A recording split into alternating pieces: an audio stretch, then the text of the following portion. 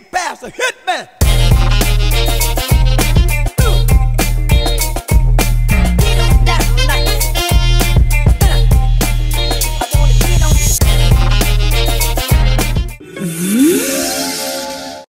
Bonjour, écoutez, on est toujours dans notre émission Si on se parlait. Je vais vous présenter quelqu'un que j'aime beaucoup. Alors, je m'appelle Domiti Bertrand, j'accompagne des entrepreneurs et des artistes dans leur communication et leur gestion de projet. J'ai créé une société qui s'appelle Developon pour les aider à optimiser leur croissance. Un artiste, quand il crée une œuvre qui est liée à un savoir-faire, à une technique, il y a de la sueur dedans. Il y a énormément de talent. Jacques Brel disait le talent c'est de la sueur, c'est ça. Absolument. Et ce talent-là, il dit beaucoup de notre quotidien, de nos tracasseries. Et je pense que l'artiste, il a énormément de choses à dire dans son œuvre, comme l'entrepreneur quand il passe d'une idée à une réalisation.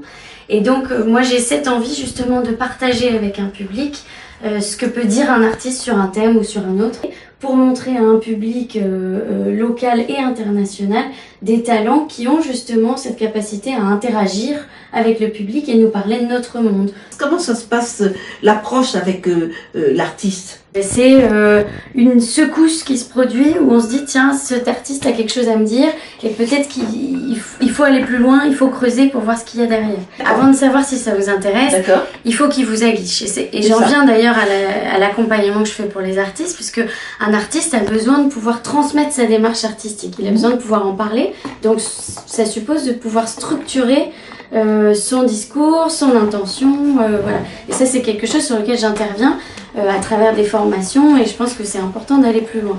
Mais c'est aussi un coup de cœur pour l'artiste, c'est-à-dire que l'artiste décide aussi de s'approprier ou non un projet. Donc pour ma part, il y a des artistes que je suis depuis des années et tiens, il y a un projet, un déclic et donc naît l'envie de leur proposer quelque chose et puis le projet peut se construire à deux.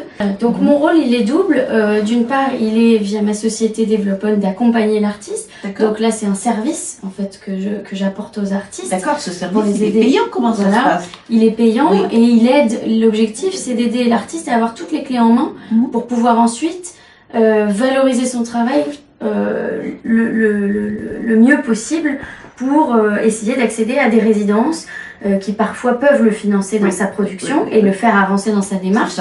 Ensuite intervient plutôt ma casquette commissaire d'exposition et parfois galeriste, puisque j'ai créé une galerie intermittente en mars 2018. Et donc sur ce volet-là, mon objectif c'est de suivre le travail d'un artiste. Alors ces artistes, quand ils veulent exposer, comment vous vous arrangez avec eux? Qui fait quoi? Qui gagne quoi? Ça, c'est intéressant. Alors, je définis en général un thème, une ligne artistique. J'ai envie de travailler sur un sujet. Ou alors, je pense à un artiste et je me dis, tiens, comment on peut articuler quelque chose autour de son travail à lui? D'accord. Et puis ensuite, j'invite l'artiste à participer au projet. Si l'artiste est intéressé, naît une discussion. Moi j'expose son travail, donc l'artiste ne paye pas pour exposer. Effectivement, il y a des foires ou des salons. Et comment vous devez payer alors? En général, en galerie, vous payez pas. Oui. On se retrouve dans la vente des œuvres. Donc, mon objectif en tant que galeriste, c'est de faire en sorte que le public ait accès au travail de l'artiste et achète les œuvres de l'artiste. Bien évidemment. Moi, l'ADN de ma galerie, c'est de présenter les artistes de demain. Quel que soit leur parcours, quel que soit leur âge. Je présente plutôt des plasticiens, des artistes vivants, à quelques exceptions près. Des artistes qui, pour moi, vont marquer l'art de demain. Qui sont à la fois des artistes qui ont une maîtrise technique, vous le trouverez dans tous les artistes que je présente, mais aussi des artistes qui ont un univers, ce sont des artistes qui parlent. Pour moi, l'art qui parle, c'est un art qui vous raconte une histoire, qui vous parle de quelque chose de viscéral.